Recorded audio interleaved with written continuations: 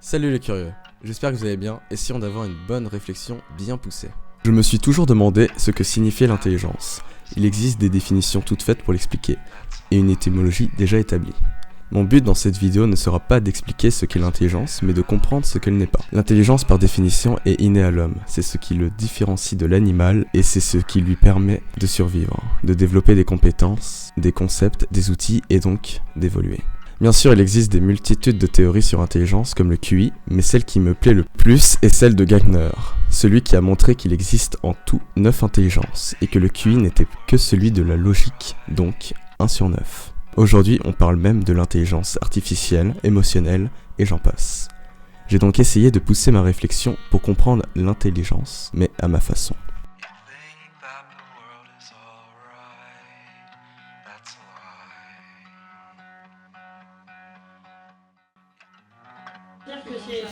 Tu vois, pour te dire à quel point on est con, on a le loisir de tuer les animaux, quoi. Ça, je suis d'accord. Mais après, il les mange, c'est ça qui est bien.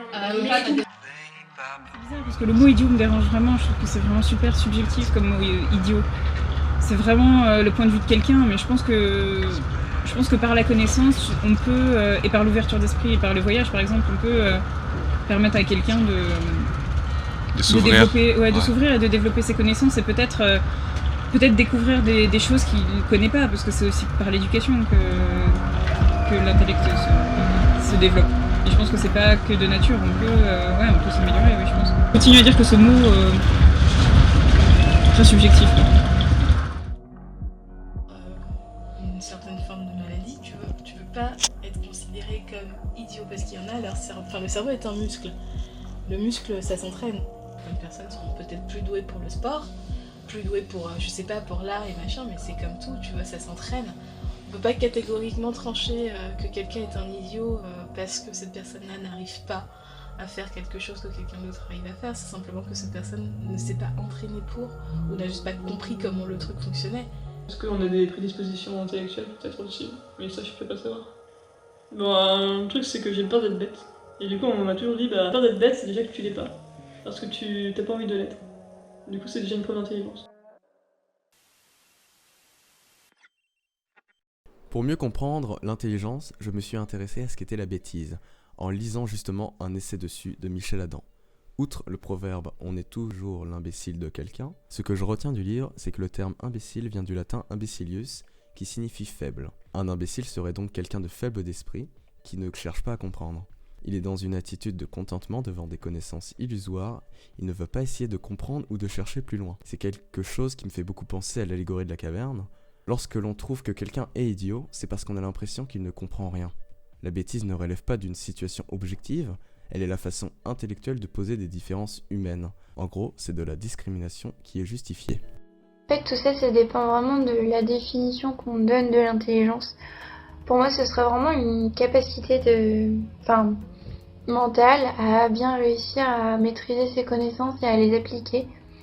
C'est bien sûr aussi une capacité à apprendre et comprendre les choses, mais surtout du coup une maîtrise de ce qu'on sait. Et souvent on confond une personne intelligente avec une personne qui a de la culture. Je sais que souvent quand je discute avec des personnes très cultivées, j'ai vraiment l'impression qu'elles sont hyper intelligentes justement parce que elles ont une grosse culture qu'elles arrivent bien à étaler finalement, et ça crée un complexe infériorité-supériorité qui ne devrait pas forcément exister. Et du coup, selon moi, l'intelligence, c'est vraiment cette capacité à bien maîtriser ses connaissances et à les replacer en fonction d'un contexte bien précis, lors d'une conversation, par exemple, avec une personne en particulier. Parce que les personnes dites intelligentes, qui sont seulement cultivées, du coup, parfois, elles étalent leurs connaissances dans un contexte qui devrait pas engendrer ça, finalement. Et du coup, c'est pas vraiment de l'intelligence, c'est juste de l'étalage de culture. Et on confond facilement ces deux choses-là. Donc cette capacité à maîtriser tout ça, ces connaissances, et à les replacer, c'est ça qui est plus ou moins inné en fonction des personnes. Et surtout qui se travaille en fait pour acquérir finalement cette notion d'intelligence. L'idiot n'est pas celui qui se trompe, mais celui qui pense mal. Il ne cherchera pas à savoir d'où viennent les vérités qu'il sait, acceptant ce qu'on lui dit. Il ne va pas développer sa curiosité. Je pense que l'intelligence, c'est de la curiosité, consciente ou non. Selon Freud, à l'adolescence, on a le choix entre se conformer et mourir, ou choisir l'anticonformisme et devenir un génie. D'un côté, notre intelligence se doit d'être sociable pour plaire aux autres et ainsi pouvoir s'intégrer, mais ne serait-ce pas de l'idiotie que de se complaire dans ce qui plaît aux autres et d'accepter des vérités toutes faites. C'est grâce à la curiosité donc que l'on peut remettre en question son monde pour le changer. Lorsque l'on trouve quelqu'un idiot, en réalité c'est une critique. La critique est la capacité de se mettre à la place de la personne et se dire qu'on aurait agi différemment, car cela nous dérange. La critique est en fait, encore une fois, la discrimination des idiots pour se sentir supérieur. Bien sûr, il existe des gens qui ne veulent pas réfléchir, qui ont du mal ou même qui se contentent de la simplicité sans se poser de questions.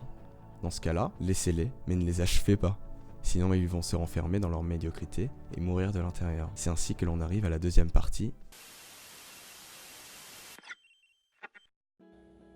En fait, tu te rends compte que le mal-être, ça peut venir d'un rien, tu vois, genre... Déjà, ils pensent qu'un mal-être, c'est...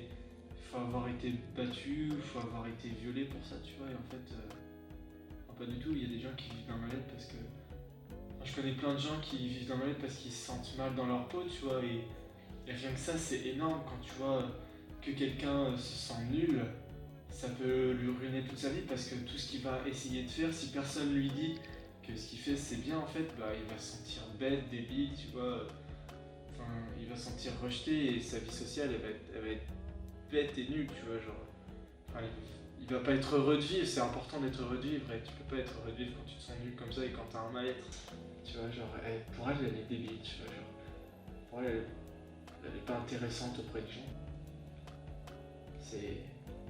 C'est marquant, enfin, en plus personnellement parce que je la connais, mais même socialement, tu vois, c'est marquant d'entendre ça parce que la personne elle dit je me sens pas intelligente, je me sens bête et par preuve les gens ils se moquent d'elle, tout ça parce qu'elle fait une petite faute de langue ou un truc comme ça, tu vois, et le mal-être il est là, il grandit, alors qu'au final c'est quelqu'un qui est vachement intéressant.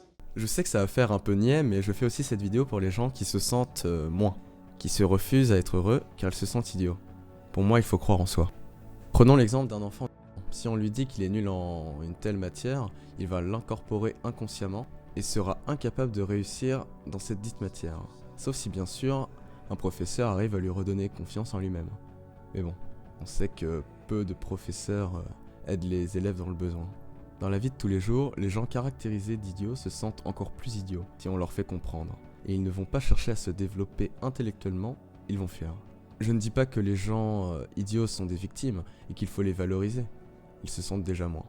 On ne peut pas dire que quelqu'un est idiot comme ça. Ce n'est qu'une idée que l'on se fait de la personne. En réalité, je pense que l'intelligence est sociale et répond à des besoins vis-à-vis de l'environnement. J'en parlais dans un autre épisode. Notre égalité des chances est un oxymore. Je vous parle de capacité, la capacité que l'on pourrait avoir dans un autre environnement. Par exemple, il y a des écoles précoces où seuls des enfants de riches pourraient y aller. Et vous verrez jamais des enfants, des jeunes de cité comme on les appelle. Mais aussi du fait qu'il existe des gens moins intelligents qui ont besoin de travailler et apprendre plus que les autres. Il ne faut pas les rejeter, les catégoriser d'idiots, sinon ils le seront vraiment. Il faut les aider, qu'ils se sentent valorisés pour le travail fourni. Dans l'autre extrême, il y a les hauts potentiels, ou faussement appelés les surdoués. Ces personnes qui semblent si intelligentes et qui semblent si bien réussir. Mais on se rend compte qu'en réalité, ce sont des gens qui se sentent en dehors de la société, incompris et qui pour la plupart n'y arrivent pas à l'école. Pour reconnaître un haut potentiel, il y a plusieurs symptômes comme le fait d'apprendre à lire et écrire avant les autres, s'ennuyer à l'école, mais qui apprend vite et comprend vite, qui se passionne pour l'espace, l'histoire, etc. Mais surtout, c'est son hypersensibilité qui peut être un fardeau. Le HP n'est pas très intelligent, il l'est trop. Il n'est pas très sensible, il l'est trop. Bref, si c'est un sujet qui vous intéresse, vous pouvez vous documenter, mais ce qu'il faut savoir, c'est qu'il n'est pas plus intelligent que vous. Il réfléchit différemment, et son cerveau développe des méthodes pour comprendre avant d'apprendre par cœur. Mais paradoxalement, on se rend compte que certaines personnes qui vivent ce mal-être peuvent travailler plus et le transformer en bien-être. Ce sont généralement des gens talentueux ou des génies. D'inné, du coup, qui vient même quelque chose de sacré en fait, tu vois, du supérieur et que tu contrôles pas justement. Et alors que, et du coup, qui t'est donné Alors que le talent, peut-être que c'est quelque chose que tu entretiens, que tu acquiers et que tu cultives finalement au fil des années. Et donc du coup, je pense que une personne talentueuse est sûrement beaucoup plus méritante qu'une personne qui a du génie. En même temps, je considère aussi que quelqu'un qui est talentueux peut aussi avoir du génie. C'est pas pour rien qu'on dit des idées de génie, par exemple. Donc je pense que c'est plutôt... ça vient comme ça, quoi.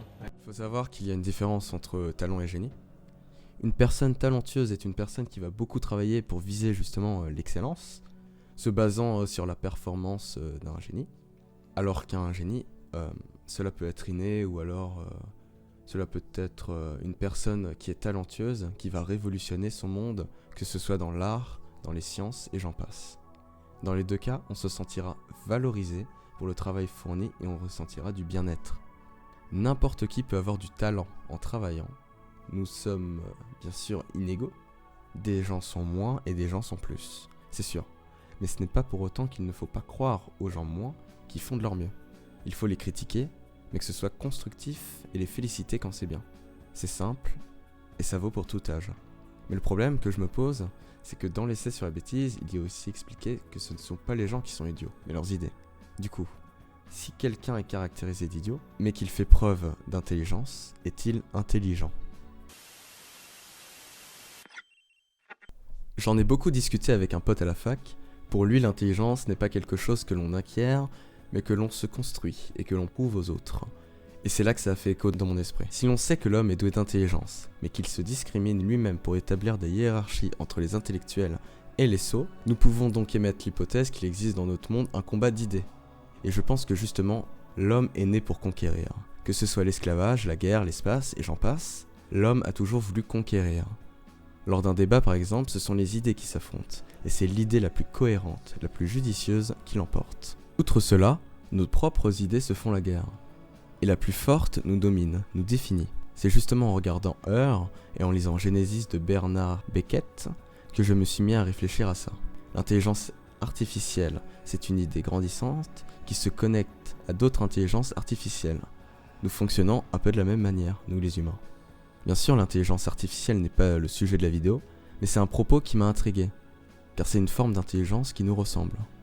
Si l'on s'intéresse à l'existentialisme de Sartre, on comprend que toute vérité et toute action implique un milieu et une subjectivité humaine. C'est pour cela que nos actes engagent l'humanité, mais d'un autre côté, nous nous identifions à cette humanité pour agir. Notre intelligence, notre créativité se développe aux besoins de notre environnement.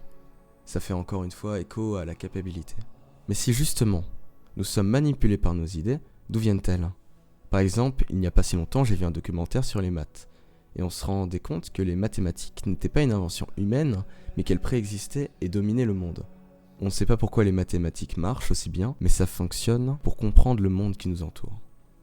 Il y a une base, logique à tout, pour plusieurs raisons. Déjà, comme on disait, les plantes, le fait qu'il y ait une symétrie, le fait aussi que, je sais pas si c'est un rapport, mais que l'humain, les chromosomes, c'est un truc, je sais pas ce que t'en penses, mais en gros, pour moi, les chromosomes, parce que je trouve ça quand même bizarre que ce soit que par paire égale et qu'il n'y ait qu'une chose qui différencie l'homme et la femme, c'est le chromosome qui changeait. C'est pour ça qu'à la base on n'a pas de sexe et que ça se définit après. Sinon à part ça, il y a aussi le fait que je pense que donc il y a une part de symétrie, une part de mathématiques de base et que nous après on a fait en sorte on a compris le côté mathématique et après on a décidé de le développer le plus possible jusqu'à créer des algorithmes au final qui n'ont rien à voir avec par exemple avec toute la nature ou quoi, mais qui servent dans la société de nos jours parce qu'on a choisi une société qui est basée sur des machines et sur du binaire en gros. Pour comprendre d'où viennent nos idées, il faut savoir ce qu'est réellement notre cerveau. Comme dit avant, c'est un muscle. Tout le monde peut. Non, tout le monde doit réfléchir.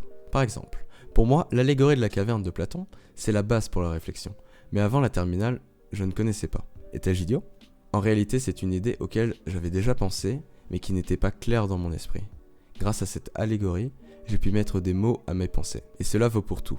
Des recherches ont montré que lorsqu'on lit un livre, notre cerveau fait des connexions entre certaines zones, et c'est pour cela qu'après avoir lu un bon livre, on a l'impression d'avoir appris des choses incroyables. Enfin, ça dépend du livre. Ça marche avec toutes sortes de lectures. Par exemple, un prof nous a demandé la différence entre avenir et futur. L'un est singulier et l'autre est pluriel. Ou même, pour comprendre l'intelligence, je suis allé voir son étymologie. J'ai tout de suite compris. Les mots sont le savoir et notre cerveau nous le fait comprendre. Pour comprendre le cerveau, il existe un domaine qui s'appelle les neurosciences. On se rend compte que tout ce que nous faisons dans la vie courante est régi par notre cerveau, mais qu'il existe des zones prédéfinies dans notre cerveau pour ces choses. C'est-à-dire qu'en gros, pour une fonction, il y aura une zone dans le cerveau. Il y a l'hémisphère droit et l'hémisphère gauche. Notre cerveau régit même notre personnalité. Il établit des stratégies pour nous, ce qui explique que certaines personnes sont plus enclins aux maths, au français, à l'art, etc. C'est un sujet qui est vachement intéressant, mais qui malheureusement n'est pas encore approfondi aujourd'hui, et qui justement pousse à la réflexion, selon moi. L'intelligence est un simple mot qui renvoie à une notion. Cette notion que l'on a inventée pour ranger les gens dans des cases et qui paradoxalement renferme certaines personnes dans l'ignorance de leurs capacités et de leur faculté à comprendre, créer, renverser les choses. Le sot est celui qui dérange cette notion, celui qui ne doit pas exister. De par la pression sociale, il va inconsciemment s'en rendre compte et va se renfermer dans sa médiocrité. L'intelligence existe, mais elle est en puissance, en devenir. Mais ce que je me demande, c'est quelqu'un d'idiot, si on lui apprend à réfléchir, il deviendra intelligent. Mais est-ce que cette intelligence vient de lui ? Quelqu'un d'intelligent, il l'est devenu car il était curieux. Il s'est demandé pourquoi les choses étaient comme ça. Au final, l'intelligence est en chacun de nous. Il suffit d'être curieux et intéressé. Il faut y porter un certain intérêt. Au final, l'intelligence n'existe pas. Ça ne veut rien dire, ce n'est qu'un outil de discrimination. Soit l'intelligence existe, et on l'est tous, soit elle n'existe pas et ce n'est qu'une influence. Une manipulation dans nos idées. Bon, j'accepte quand même de dire que, justement, celle-ci nous arrache à notre état animal, elle nous arrache à la nature. L'intelligence est innée à l'homme. C'est ce qui a permis de créer des cultures, de créer la société et plein d'autres choses vraiment fantastiques. C'est donc sur ces belles paroles que je vous laisse. J'espère qu'avec cette vidéo, vous aurez compris que vous n'êtes pas idiot et que vous pouvez changer les choses. Ne pensez pas cette vidéo, ayez une réflexion poussée. Ne vous laissez pas berner par ce que vous savez, par vos croyances. Elles sont peut-être illusoires. À bientôt.